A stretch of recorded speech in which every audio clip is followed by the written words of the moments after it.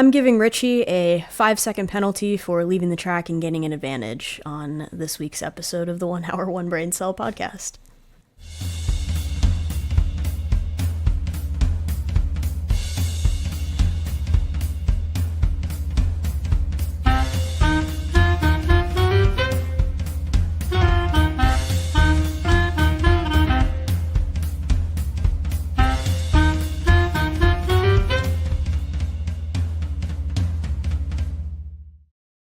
I got much darker during the open than when we started because I think the sun went behind the clouds and my light is still broken. I'm not subjecting anybody to that, so bear with me for what this is about to look like today. We're turning over a new leaf, literally, here on the 1 Hour, 1 Brain Cell podcast today.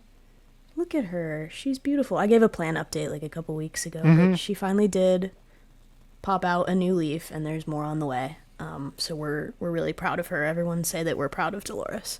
We're proud of you, Dolores. Good work. Thank you. Thank you so much. As usual, I am joined today by my co-host. You know him, you love him. He's been banned from Buffalo Wild Wings all-you-can-eat promotion, Richie Flores. Oh my goodness.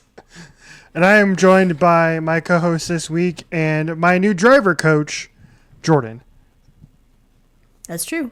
I mentioned a little bit in the open, but we're getting back in the simulator, as the experts say, about our F123 campaign. It went okay. Our first session went okay. I wouldn't go any further than that. I wouldn't say it was any better than okay. It went okay. Hey, here's the thing, okay? We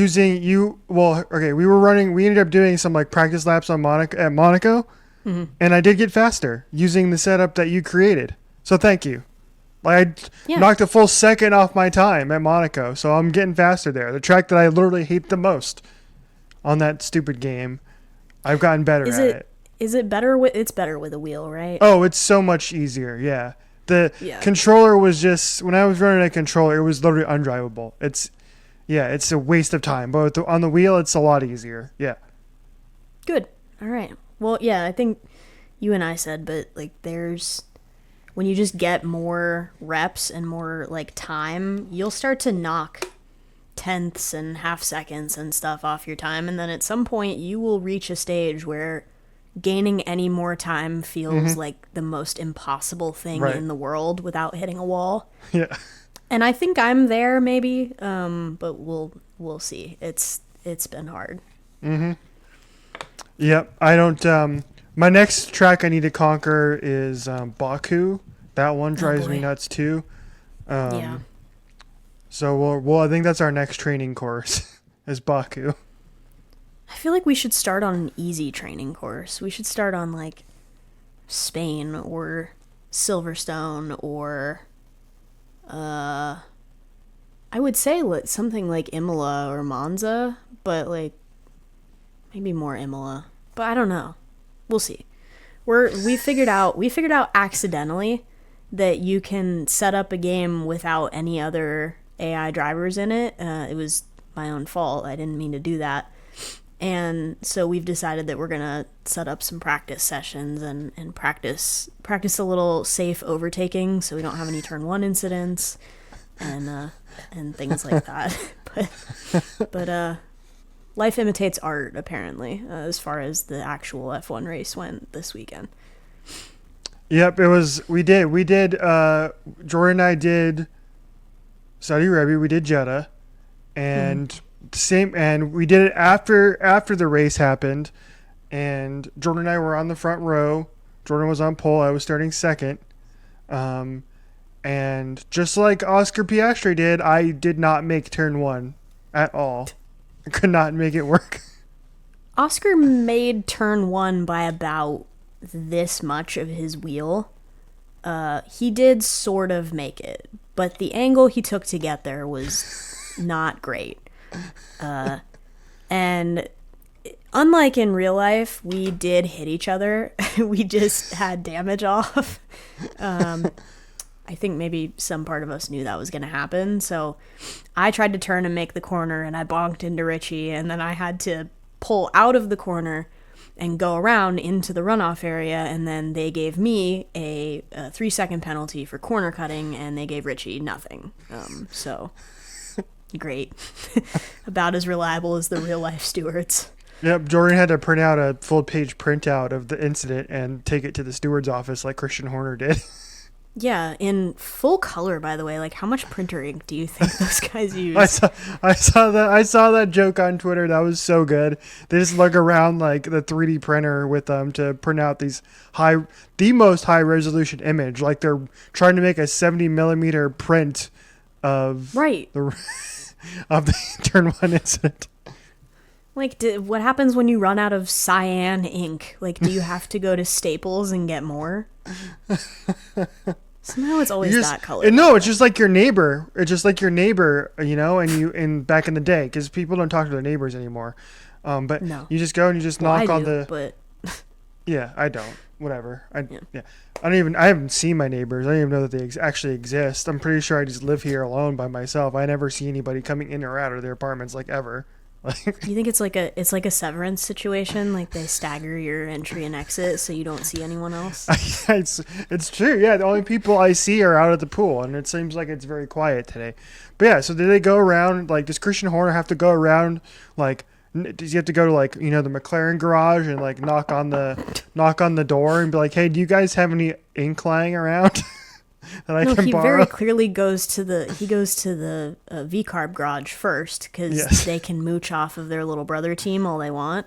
Yeah. And then I don't know where the line goes after that. You could probably steal from Sauber without them noticing.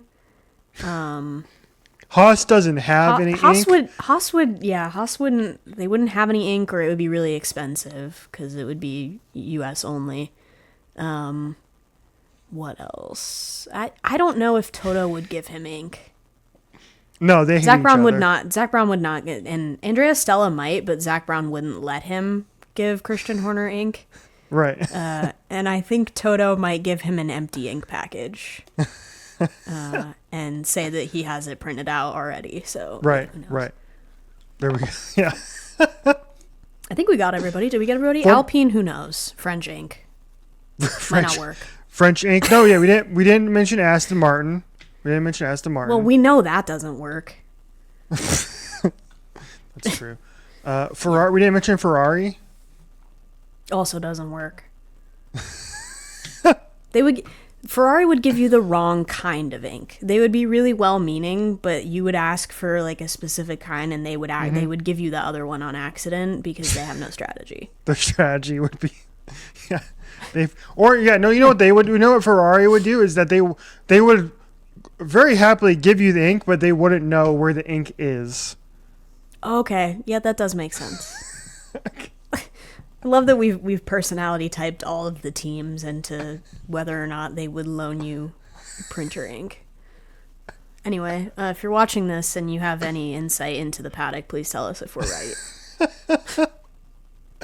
That's your Formula One insight for the week, everybody, because it started out great. Max got the pole, and with like one of the greatest laps you'll ever see in the history of mankind. Lando Norris crashed in Q3, so he had to start 10th, and so it started out great, and then from there the race did not go as we planned. A rare Max pole that did not end up in a win. Shocking. Very shocking. I'm not even sure it would have had he not taken the penalty, right? Like, he would have been racing Oscar the whole time for first. And if we have to go tire to tire against McLaren, I don't think Red Bull's coming out on top regardless. I agree. I mean, you just look at what Lando did on his second stint. He was, and really the entire race. I mean, he was able to move through the field with ease and get past, all these other cars, right? He was able to move past Mercedes. It took him a bit to get by Lewis because Lewis is a genius, and it ended up costing Lando Norris a podium. Lando's just stupid. Lando was just stupid. He tried the same. It was last year at Baku when Leclerc tried the exact same move on Piastri for like 6 laps and just nothing happened, right? Down that main straight. It was the same thing here. It was just he tried the same overtake and got baited into getting in front of him and then allowing Lewis DRS, and then he just straight up overtook, and then we did it again a lap later. Which shout out to Lewis for doing that, because I did the same thing when we were racing Jeddah as well for a position. I did the same exact thing. Genius. Yeah, it was like I don't know.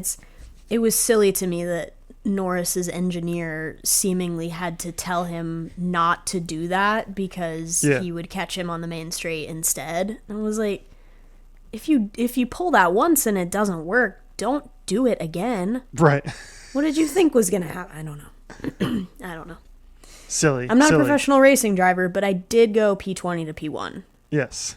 So. Yes, in the rain. Maybe I am. Who knows? Yeah, in the rain. So Lando missed out on a podium because of that. So I do think that if there wasn't a penalty there and Max was able to get that clean air into that second stint with the strategy, McLaren probably would have ended up being able to catch Max at some point, especially in the DRS, and we would have ended up with the same exact result. So it really didn't change anything. Or the undercut or something, right? Like they were going to figure it out. And then if you flip it in reverse and this the FIA was like, hey, listen, this is normally a 10-second penalty, but we only gave you 5 because it was a turn 1 incident. If Max would have taken that 10-second penalty as well, I don't think that really would have changed much either. Max probably still would have finished second. Either way, I mean, if he gives the place back, he still, I think, finishes second. It just the fact that he put it on pole really didn't change a whole lot, unless something miraculously went wrong behind him. You were always going to get caught by the pace of that McLaren, just as it stands right now. And not saying that Red Bull looked bad. This is some of the best the car has looked so far this season, like especially compared to last weekend. Like we went from 0 to hero. But it was, we're not the fastest car, despite what Lando Norris keeps saying. But listen to your new number 1 driver over there, McLaren. Listen to Oscar. That was the other big news of the weekend, is that we have a new drivers championship points leader, Oscar Piastri. And this is something that we clocked from the beginning. We called this when we were making our season predictions. We said that if McLaren's not careful, this is going to happen. This exact thing, where it's Oscar and Lando, and things can get a little wonky from there. And now that Oscar's into the championship lead, and he has been the better driver all season long, and he's racked up those 3 wins now. Like, if this was any other team,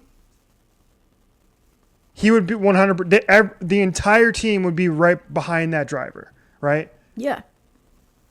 Right. I mean, you could go back. I think that maybe the best comparison is like Lewis and George at Mercedes when they were together, right? Where, especially maybe at the end, I have my criticisms obviously, but George was started to show that he was the one that was getting the best out of that car, and Mercedes, even though they had a 7-time world champion on there with them, they clearly started to put George Russell in the better positions last season, really even the year before too.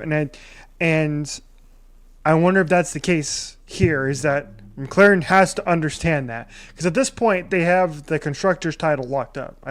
Unless some crazy stuff happens, they've got the constructor title locked up, and so now they need to be smart and make sure they don't allow, like we were joking about George Russell not doing nothing and still getting finished 4th, and was very slow at the end of the race. I was very shocked that Mercedes did not have a good race. They just didn't have the pace that I thought they were going to have, that historically they've had in those conditions. It just wasn't quite there. Yeah, so George is still there. Max is still obviously there. He's still we know within 20 points of the lead, and so if they're not careful, there might be another driver that slips in there. So if it were me, Oscar Piastri, I'm going all in on Oscar for the rest of the year if I'm McLaren. Even though if you listen to Zach Brown, he's like, oh yeah, we have 2 number 1 drivers now. That gimmick isn't going to work. Yeah. It's not going to work. They're going to start beefing with one another. Or if it comes to a situation where for, a parts and necessity reason, like you have to give an upgrade to one car but not the other, you can't be operating on the we have 2 number 1 drivers mindset. Right. You have to pick somebody to favor in that circumstance. Right now, it would be Oscar for me. And he'd have a massive lead right now if he didn't, have that. He was unlucky in Australia when he got stuck. That wasn't. Yeah. I don't think that was as much as driver. That wasn't really driver error because Lando did the same thing. He just caught a different patch of the road than Oscar did, and Oscar wound up in the junk, and then he was able to drive back into the points. If that didn't happen, Oscar would be like an entire race ahead of Lando right now. Yeah. Which is crazy. I don't think it's crazy. It's something that we've seen coming, and it seems like if there's one of those 2 drivers that's going to make a mistake every weekend, it's Lando. He's jumping the start, or he's putting it in the wall, or he's, not making clean overtakes, or he's ruining his own race, essentially. He just keeps shooting himself in the foot. If he could eliminate those tactical errors, like, he's got a rocket ship of a car, despite what he'll tell you. It's nobody's catching that car on pace unless we see something different once the regulation changes happen later this season about the wings and the whatever. But even then, it didn't make a whole heck of a lot of a difference last season once they cracked down on that stuff a little bit. I mean, at that point it was almost too far gone. Right. We have a week off in Miami, or we have a week off and then we go to Miami. So I wish we had a week off in Miami. That would be brilliant. Let's go to the beach, baby. Let's go. Yeah, there's a Will Smith song about that. So we'll see if Lando can repeat as winner without the use of a safety car because he got lucky last year. He got so lucky last year. I sent you a tweet, but it was like somebody was saying that Miami is where the McLaren reign started, and it was a Ferrari fan, and it was like, inshallah, it's where it ends. Yeah. Like in Miami this year. Yep. Yeah. You're both hoping for that. No kidding. Yeah, I think that's it for Jeddah triple header. I'd love the triple header 3 weeks in a row. That's a lot emotionally for me, but yeah, the racing was up and down, but I love it. I saw a tweet today about somebody saying, it was a NASCAR fan who was like, I will watch a boring NASCAR race or over a boring Formula One race any day. And I was like, no, that's not true. Because for me anyway, a boring Formula One race still brings storylines. And it is, the way I would best describe it is like you're watching a reality show play out at 200 miles per hour every week. That's basically what it is, right? Sure. And that is way more entertaining. You could say the same thing about NASCAR, but I just find that you could say that about any kind of motorsport. Is like, obviously there's storylines happening behind the scenes and drivers that you want to win and team changes and whatever else that's occurring, but like I would rather be watching that on a track where you can't make a mistake sometimes or it won't be forgiven. Like, you're constantly on that razor's edge about the best drivers in the world driving some of the fastest tracks or most technically complicated tracks. If you're, trying to play up the drama and intensity while you're turning left for 300 laps, it just doesn't hit the same. And they're doing it for 3 hours instead of like an hour and a half. So it's twice the amount of time. But the only thing I will weigh in NASCAR's favor is that they're standard US viewer times. F1 times, you might be waking up at 1 a.m. for this. Oh, yeah, that's great. But I don't know. I was going to say, I'm like, well, European NASCAR fans. I was like, wait, I don't think that exists. Let's just scrub that. You have better things to do. Yeah, I think that's a fair point. Yeah. Go visit a historical monument or something. Don't watch NASCAR. Right. All right, that's enough. Where do you want to go? You want to go Letterboxd Corner? You want to go the Hacks podcast? Do you want to go the music podcast? These are like our recurring segments every week now. It's true. You can decide. You're leading the pack this week, so you can decide where we go. I'm the captain. Okay, let's go to the Hacks podcast. Season 4, episode 3. We had a double dip last week. We had 2 episodes to talk about, so hopefully this one should take us a little less time. We'll see. We also have Richie and I have an advanced screening this week that's like a day early, which will be cool. We didn't get any kind of special access for this. There wasn't like PR access. We didn't get we weren't invited to this. It was like somebody posted the link to sign up online and we signed up. It's public knowledge. We would love to be included in the press junket stuff, just in case anyone's listening and would like to send that to us. Overall thoughts on last week's episode, I guess. Yeah, episode 4.3. This episode was a wild ride is how I would best describe it. Literally and figuratively at the same time. Yeah. Nice. Yes. This is the trip to Vegas episode with the entire writer's room of the Deborah Vance late night show. So the writer's retreat, because we legally can't make them work on weekends. Yeah. So it was a funny episode. There was some shenanigans that happened. Maybe not as good as the first 2, but there's some good stuff in this episode for sure. And the girls are still fighting. The girls are still fighting. I was thinking about it, and I feel like with the amount of stuff that happened, we might have been able to split this into 2 episodes. I think it's a 10-episode arc for this season. We might have been able to split it into 2 episodes and have less the girls are fighting time and more character and plot development time.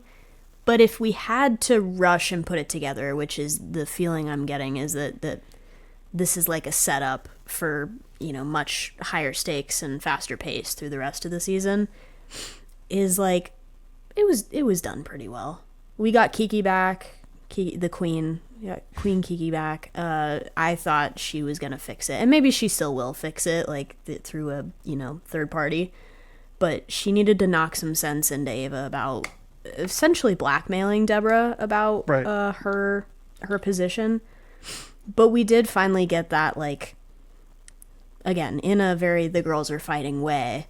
We did finally get that exchange and sort of the point of view of both of them, where it was listen, I'm not doing this to hurt you.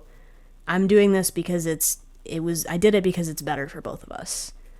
The working relationship that we have and the professionalism and the way that we understand each other makes it better for both of us. And it was sure, did I go about it in a terrible way? Objectively, yeah. But Ava's the Hot Mess Express, so we get it. And Deborah was very hurt by it, and I think it took her until now to kind of understand all right, there's a second perspective except my own about what happened here, and maybe I should be a little less harsh on the kid. That scene happening in the back of a cop car. So funny. Not the place or time, but here we are. Literally handcuffed, and then the mayor of Las Vegas pulls up. She's great. Every time she's on screen, she's amazing. And she shows up and just pulls out a gun, right? Yeah. Deborah, see if you can hit that street light. Use my gun. It's whoa. That was the funniest line in the entire episode for me. I would agree with that. I would for sure agree with that. It was that was a good moment.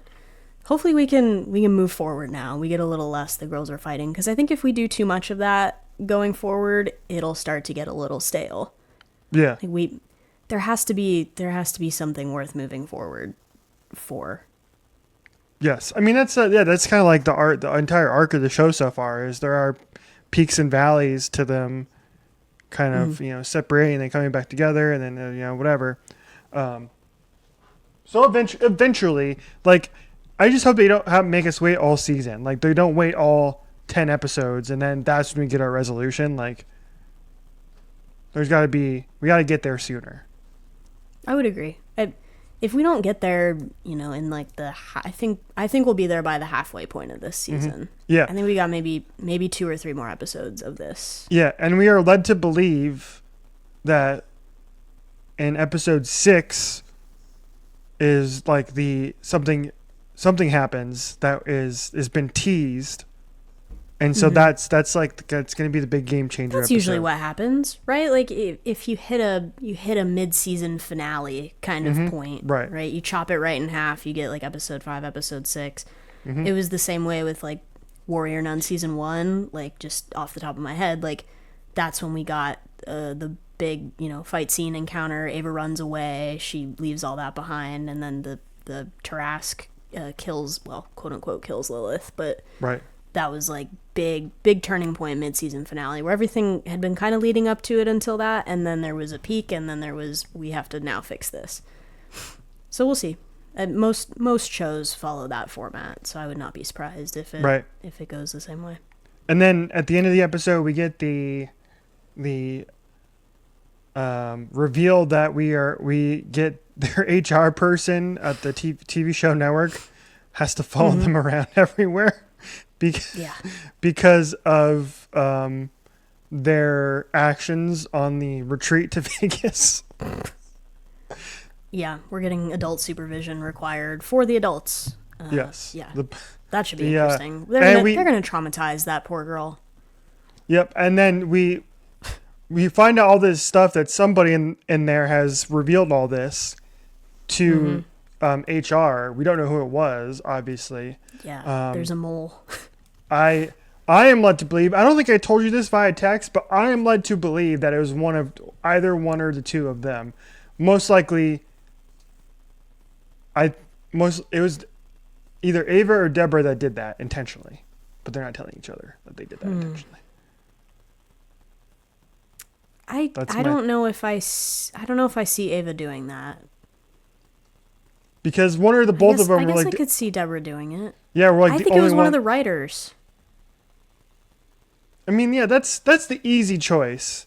But I want them both to be absolved of their role in this. Yeah, but we would have found... I think if it was, then we would have found out who it was pretty immediately. So there's like... They didn't just drop that nugget in there just to like have one of the writers. That's like, that we're not really invested in them yet. Type of thing. Sure.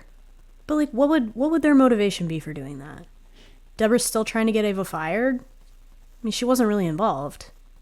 No, I think they did it because we'll find out their motivations eventually, but it's that they both know that what they're doing isn't sustainable by themselves, and so they wanted somebody to come in as like an outside party. Like it's like almost like a Hail Mary. Like, come fix this BS that we're going through. When I am proven right, it's just like most of this theory is based on like having watched so much TV. That is like something You're uniquely qualified. All right. I am uniquely qualified to try and understand some of these like twists and turns, and I that is like one of the little like nuggets that I just kind of catch on to is like something. Like you just don't put that out there if there's not something that's not going to get paid off later, or that's lazy writing, right? So sure. So it's like the little twist that it was one of them that leaked everything, and however, to recount if it was indeed one of them that did that, the fact that HR lady and the executive producer, is that who that else was? I think so. Yeah. I don't know what his role is exactly. They would have like reacted differently to it, or they would, you know what I mean? But maybe it was an anonymous thing, right? I mean, I don't know. Yeah. I like that you're going Liam Neeson on this, though. Like, I have a very particular set of skills. We know that Ava is prone to making bad decisions. Sure. Or decisions, or sending she's emails prone that to she sending shouldn't. panic emails. Yeah. Yep. So, so just put that out there. We're good at manifesting, so. All right. I could see it. I guess I could see it now that you say it. It's like, okay, we've tried everything between you and I, and it's not working, so we need to get a third person in here to force this change. All right. Yeah. Or I could see it being Deborah trying to force her hand as like trying to get Ava fired. I could see that as well. So that could be. It just depends on how the writers see the motivations. I see it as the first one as opposed to the second one, but we'll get there. I don't think she wants her. I don't think she wants her fired. She wants her to apologize, which she taught her to never apologize. So now we're just butting heads. Yeah. All right. Well, we'll see. There's a lot to be resolved yet so far this season. We know that you have a very particular set of skills in watching TV shows, but how about your set of skills in watching movies? What did you bring to the table for us this week for show and tell? Oh, there was something else I was going to mention real quick, but I completely forgot about it until just now. Go. When you mentioned Warrior Nun, I told you this, I think, but I'm going to mention here on the show again just because you mentioned Warrior Nun, which is, so I told you I've been reading Fourth Wing. I finished the first book. It was great. Okay. I loved it. Highly recommend. Can't wait for the TV show. Which, speaking of TV shows, so they are making a TV show of it, and there's all these fan casts out there of like who's going to play, certain characters. And I was like going through one of these fan casts, and I wanted to find out like who are these people, right? And so one of the main characters of the book is like the main like male character, right? The lead male character. And I was like, okay, well, it's going to be so-and-so. I was like, well, who is this guy? Has he been in anything I know of? Clicked on the guy's name, scrolled through, and Warrior Nun pops up. I'm like, are you kidding me? This guy was in Warrior Nun? It's like, and I go, who did he play? And I go, we forgot about him entirely. Clicked on it, and he played JC, who is like one of the worst characters, most uninteresting, boring characters on the show. In it for 2 episodes, and then he's gone. Thank God. And so I think I texted you and I told you, and I was like, he's this guy is in contention to play, and I was like, this would be the worst casting in the world because the character people are. We don't know that casting maybe him he's a as perfectly fine actor. He just wasn't given that much to work with in. Yeah, but the character he's supposed to play is this very like. Very dark, very stoic warrior. Speaking of Warrior Nun, kind of Dragon Rider character. Okay. JC was not that. He was the complete opposite. He was a pretty boy. I don't want a pretty boy. JC. I don't want a pretty boy playing Xaden. Okay. Okay. Yeah. Real quick, let me go get the hot guy with scars from the Warner Brothers parking lot and put him up for your fan cast. I'm sure there's 30 of them kicking around the back lot in Burbank. I'll just go call one. Yeah. All right. Well, all right. You make your pin board, make your bulletin board with your fan cast, and I don't know. I'm not good at these things. Okay. But you have very strong opinions for someone that's not good at these things. I just know who would be bad. Okay, and he would be bad. Okay. Maybe not. Because a lot of these surprise you. Because I don't want them to cast no names. That's not, like, I don't like that. Like I want them to cast people who I am not familiar with. Right. Yeah. Stop putting James Corden in musicals. Yes. Exactly. Speaking of unknown actors, here's a great transition for you. Okay. You were asking about my Letterboxd corner. Mm-hmm. Saw Sinners last week. I went on opening. Oh shoot! What did I do? Oh, it's hanging up on my thing. I can go grab it in a second. You get a poster? I did get a poster. All right, now that we've broken for our advertisements, thank you to our sponsors. There are no sponsors. For once in the history of this podcast, my Wi-Fi shat itself in the middle of the episode. So now we go. I gave you a chance to get your prop. Yeah, that wasn't on my bingo card. We're back. All right, check this out. I got this. Ooh.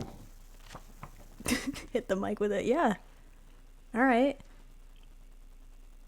It says here IMAX 70mm, shot with IMAX film cameras.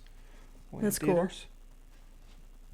Yeah. There's Smoke and Stack at the bottom, Michael B. Jordan. And this movie is getting very widely praised. It is still sitting, I believe, at like 98% on Rotten Tomatoes. And both from critics and from viewers. Its Letterboxd rating is like 4.3, 4.4. Let's see where it's at now. Yeah, it's like everything that I saw was like 4, 4.5, 5. There was nothing below 4. It is currently sitting at 4.3. 4.3 currently on Letterboxd. So it's got 25% 4-star, 28% 4.5, 32% 5-star. Yeah, and everybody so far from our group that has seen it has given it 5. Yep. I tried to convince my group of friends who are all of us are big movie people to go see it, and like I could not convince them to go see it.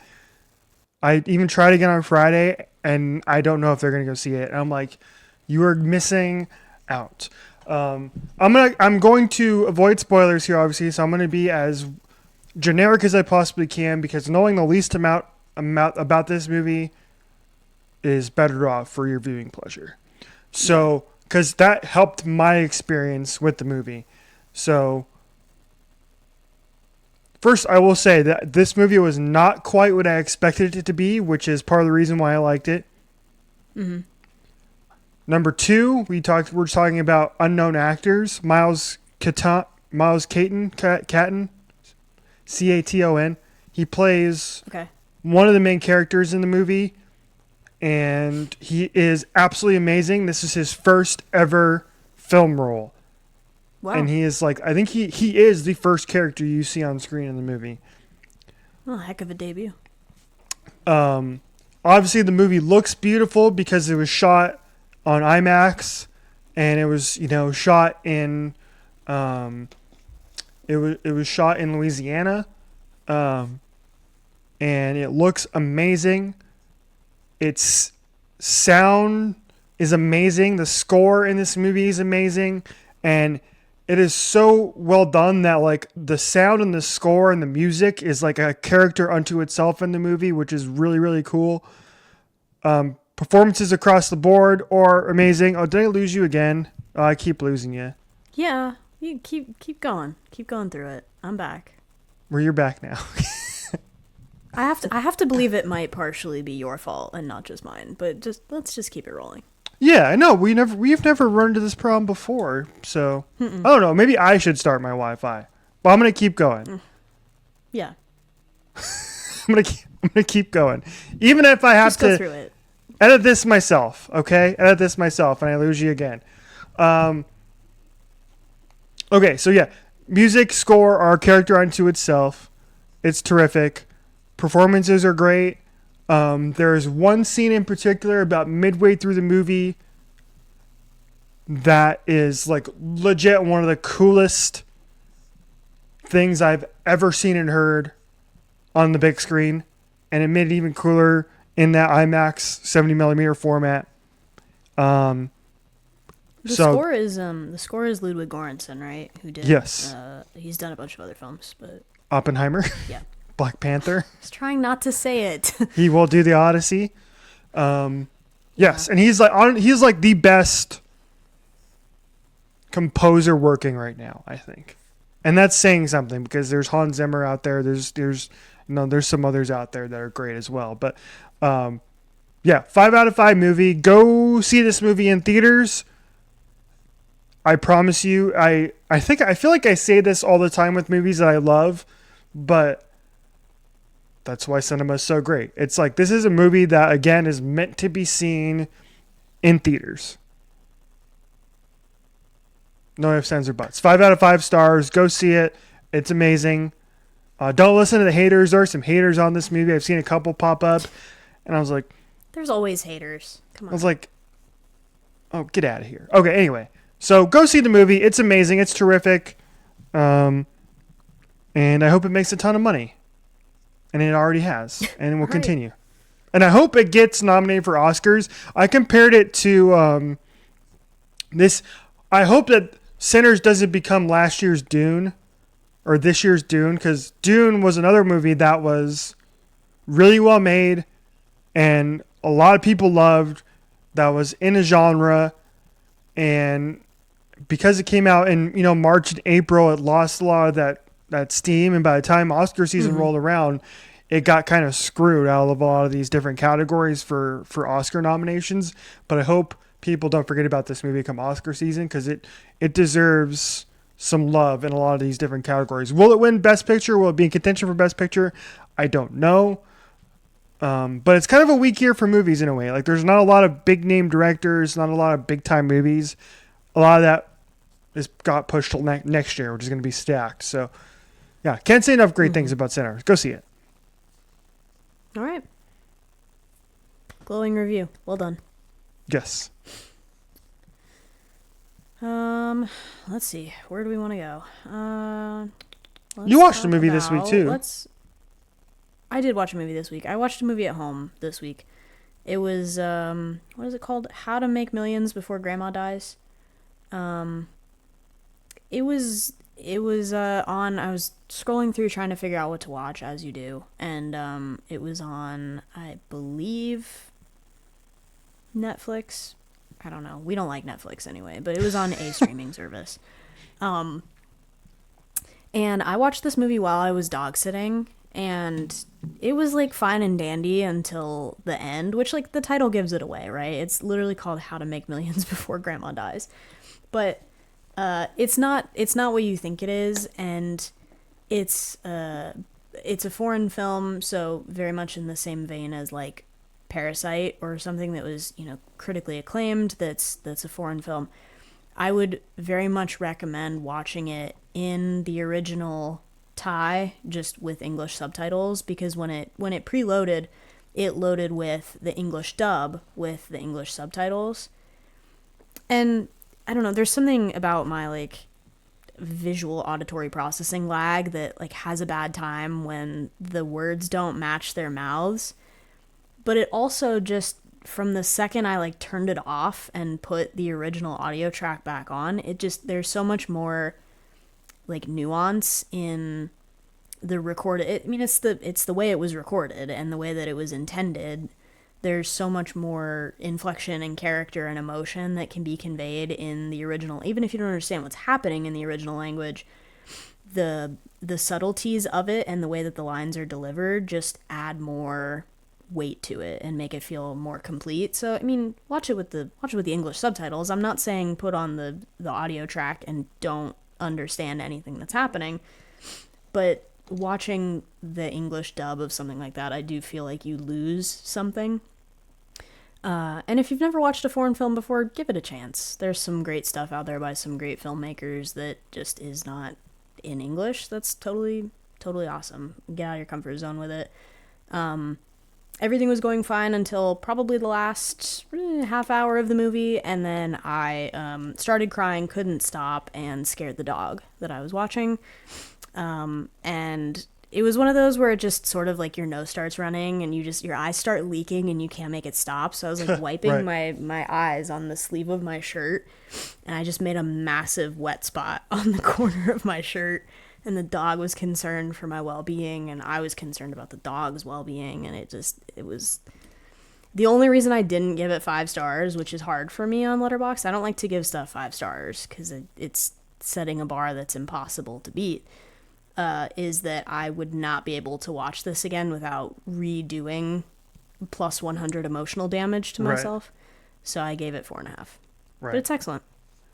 Yeah, I'm looking now. You have given 5 stars to 1 movie, 2 movie, 3 movie, 4 movie, 5 movie, 6 movie, 7 movie, 8 movie. Yeah, it's definitely less than 10. My 4.5 list is pretty small too. I like to give 3, 3.5, and 4. Mostly 3.5 and 4. I'm not very much of a critic. I like 4, movies. 4.5. You have 10. 4.26. 4 is like 26. Yeah. two stars, only 2. What is it? It's probably old and Sliding Doors, that Yes. Gwyneth Paltrow movie or whatever. Yeah. Yes. Yeah, that was so bad I couldn't even finish it. Don't watch those. That's funny. I need to see where I'm at because I was trying. My goal before this year was to get to 200 movies watched. So I need to see this year. So I need to see. Let's see where I'm at this year. Does it Yeah, tell me? what's your grand total here? What's your running total? Does it say on here diary? I know it. Oh, here we go. This year. Well, you know what? There was a time there where I kind of took off from watching movies a little bit. So I'm not watching as many as I was. So I'm at 60 this year. And we are, a third of the way through 2025. And I'll watch more as we get more and more better movies this year and we get into Oscar season. So I think I can get to 200 this year. Easy.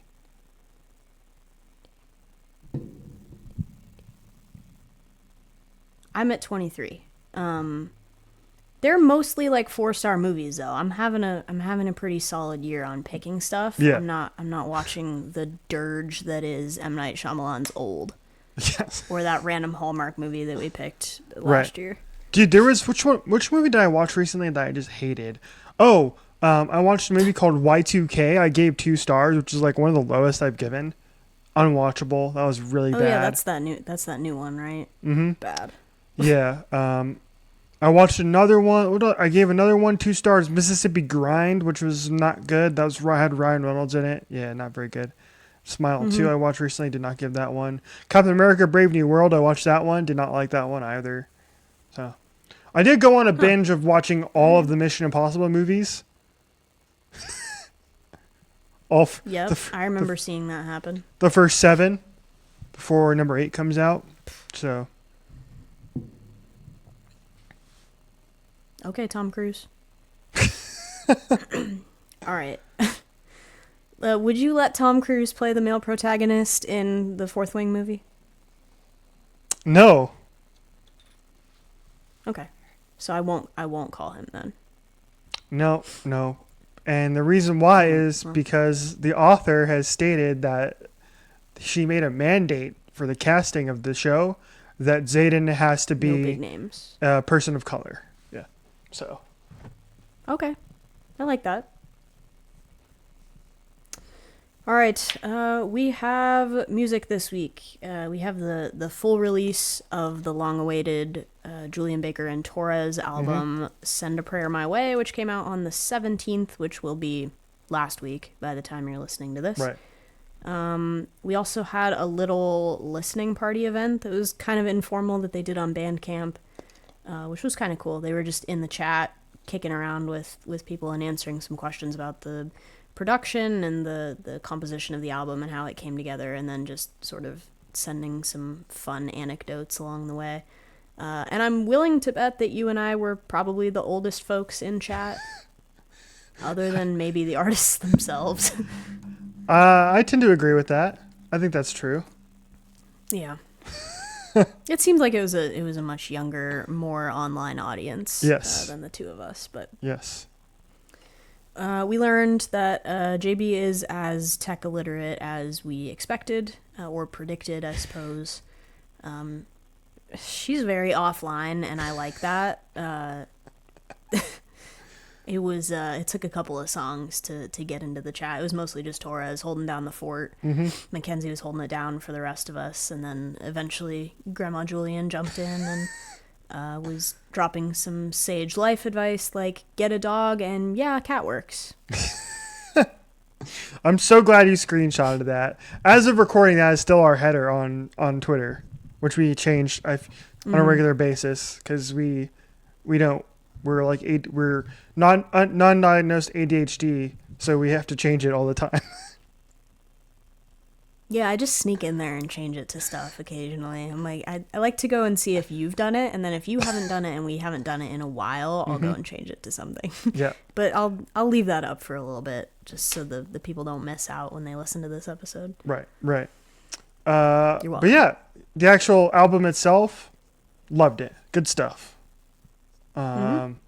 I enjoy the two of them together as a like their vocals together sound great. Um, I love the production on all these tunes. All of them are, you know, obviously within the country genre, but they all sound like different. And we got a lot of banjo in there, a lot of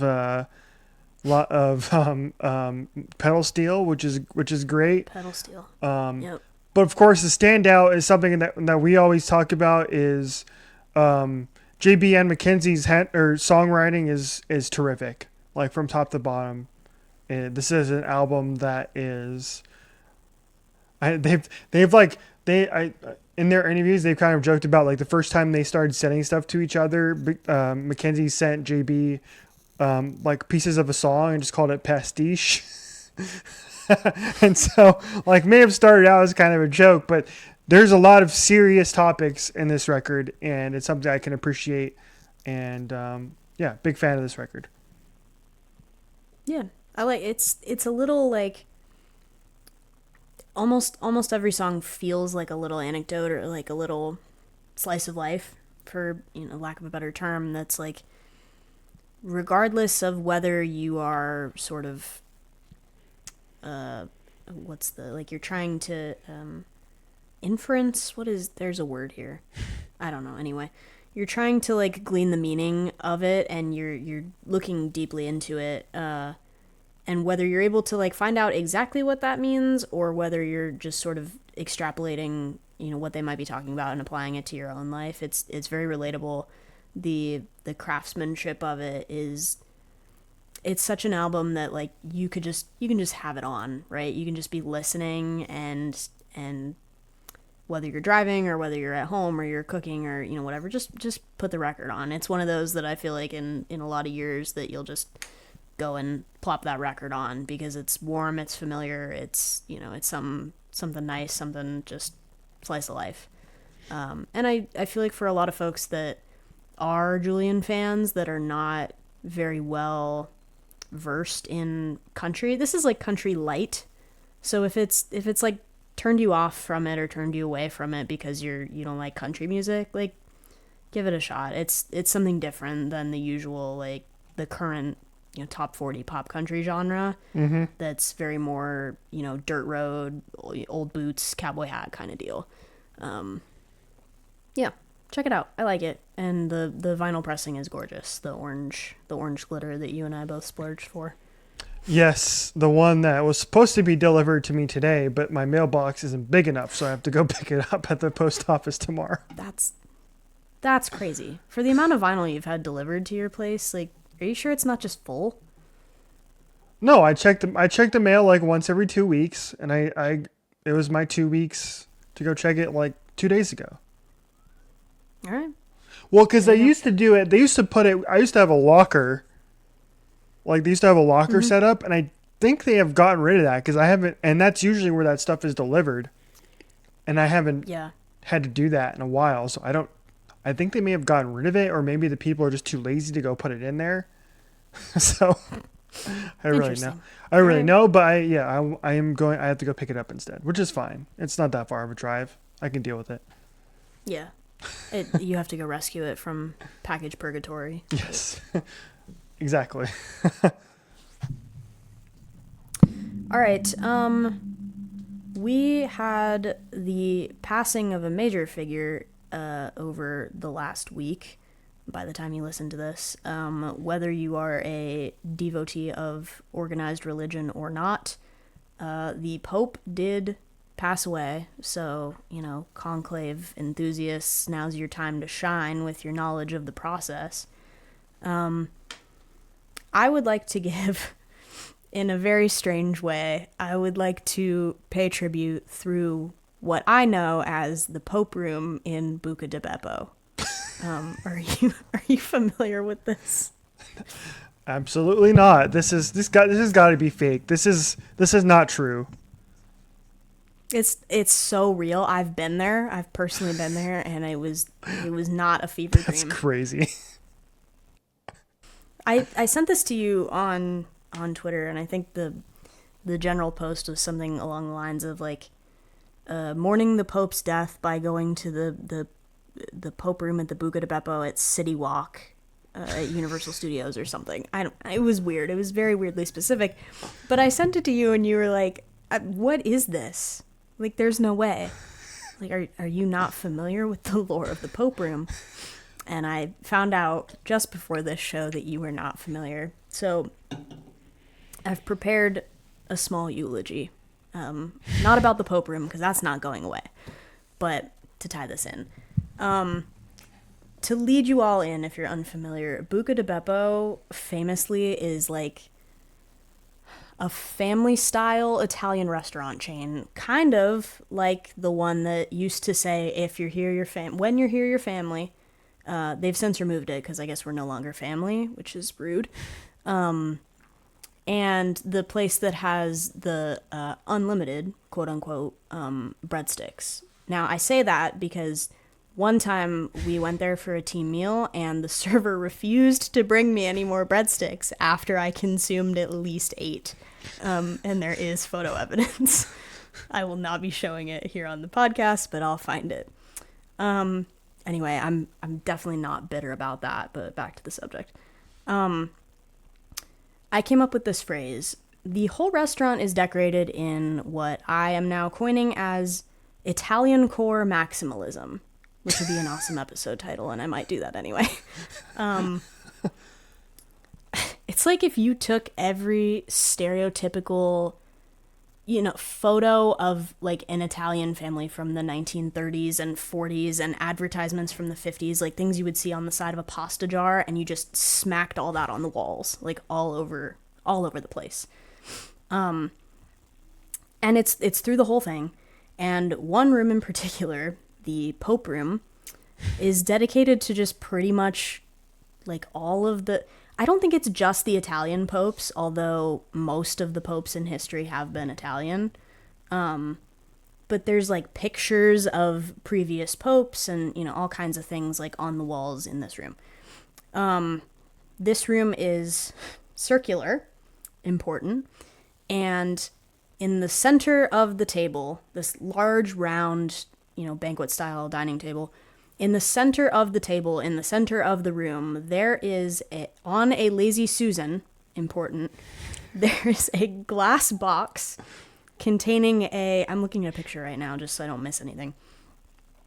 There is a glass box containing a slightly uncanny valley bust of the currently seated Pope.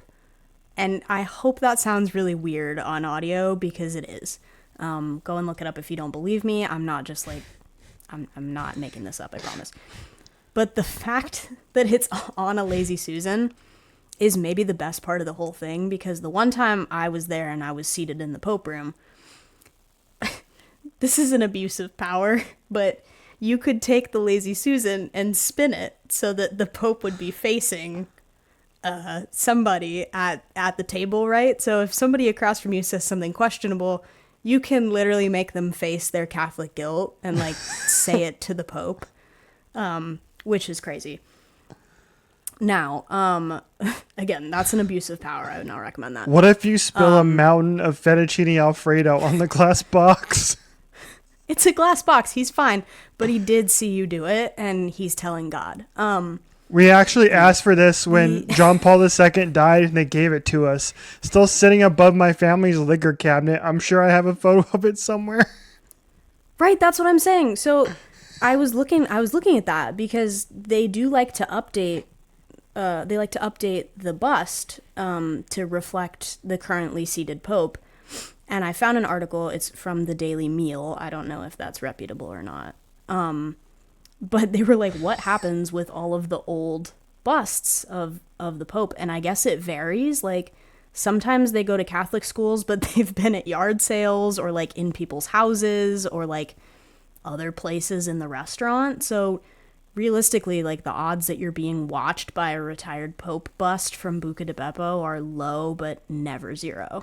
Like, you could be being watched right now. And you can, and just in case anyone was not swayed by that glorious description, you can call ahead and book that room specifically for like your next really important event. It does, disclaimer, say that it seats 12 to 18. So if you have more than 18 people or just like friends that you don't want to join you or would like throw off the holy vibes of the Pope room, you can put them elsewhere. And that's why I think you and I should go to Buca di Beppo. And yeah, Pope Francis's legacy lives on in that little glass box at all the Buca di Beppo just until they make a new one. Anyway, thank you for allowing me to do that.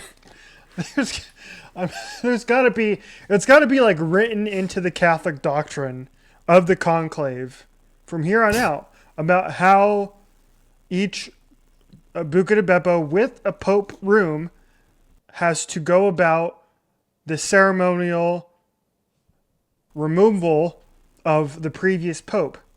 Mm-hmm. I think they all have the Pope room.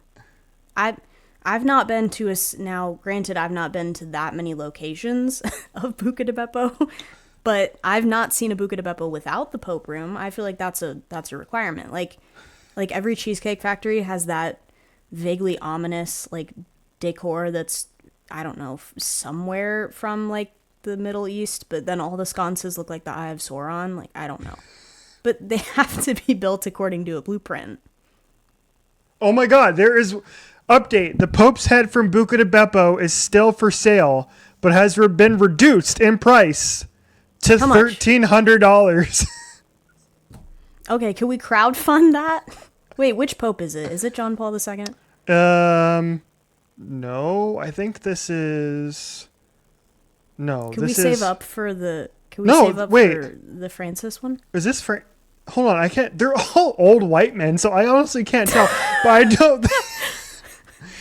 This actually might be Pope Frankie. I think... Hold on.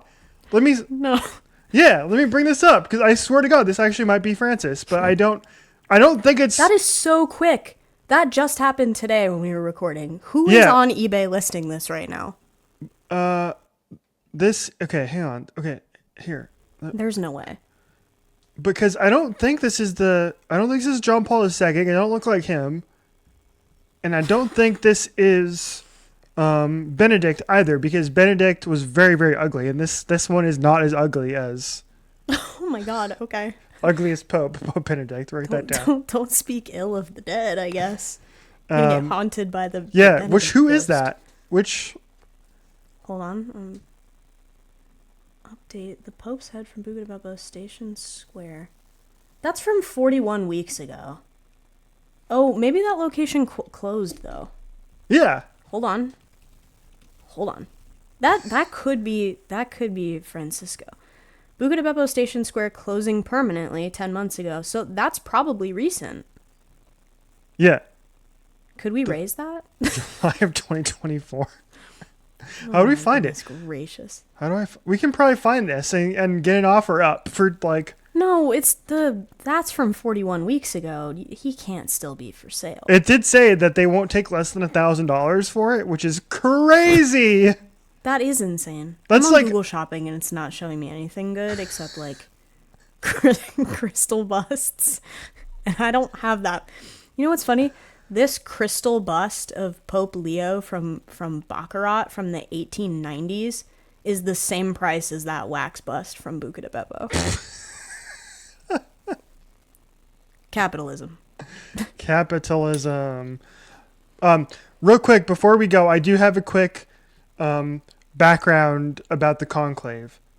Mm-hmm. Yeah, so you've seen it. I haven't seen it. Well, yeah, I've seen the movie. Whatever. Anyway, but back in the day, this was, back when Pope John Paul II died, I remember going over to I was at my grandparents' house, and they had, the news coverage on, and they were, showing at the time, because we knew, he was in pretty grave health, and so, they were showing, the Pope's, house, I guess, or whatever, and they were showing, we were keeping watch, because we knew that the Pope, the very beloved Pope John Paul II was on his last leg, and he was very close to dying.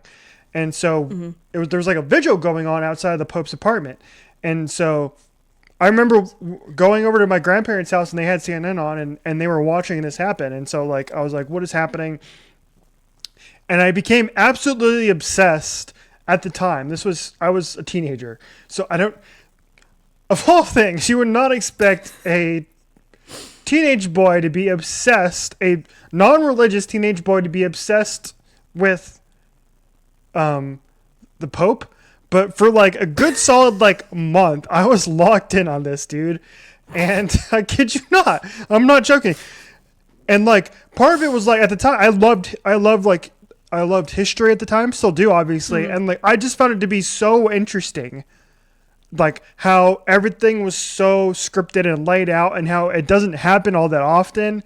And so this was like this Pope had been around for 30 years, right? And so like I was locked into this and like so I was like I learned so much. You come home from TV and you turn on CNN, like other people are turning on like cartoons and you're like, no, I need to watch the Pope coverage. Yeah, Pope coverage. Exactly. That was on my TV constantly and it was like crazy and so I have so yeah, parents were like something's gravely wrong with our child. 100%, dude. 100%.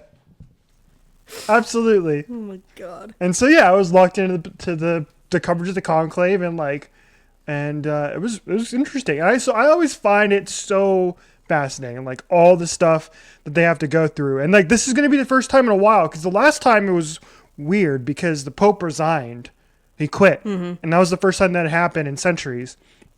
This is the first time we're going to have a papal death happen in 20 years, and so like. And I was reading about it today, I'm sure you did too, about like how everything is laid out exactly. Like we have a period of mourning and then this is when the funeral has to happen. And then this is when the conclave starts and it's like, I find it's so fascinating. I don't know why, maybe because it doesn't happen that often, maybe because of the movie Conclave. Like I find it to be so interesting because this is the way it's been happening for however many hundreds and hundreds of years. So, and that is my Conclave story. All right. Like I don't really have anything to add that's like better than that. I might just leave the people on that. I think that's great. You should play us out with your obsession, your Pope session. Like if you're obsessed with the Pope, is it Pope session? I don't know. That sounds like possession. You know what I was also obsessed with for a while that I'd always find absolutely hilarious was around the same time. I had a ridiculous obsession and found it to be completely hilarious that the Pope had his own little Pope-mobile and he'd go around this Pope.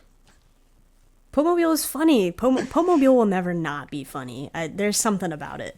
It's and the like hat. He gets to experience what it's like to be in the glass box at Buca di Beppo if he's in the Pope-mobile. That's so true. Yes. It's a Buca di Beppo flavored experience.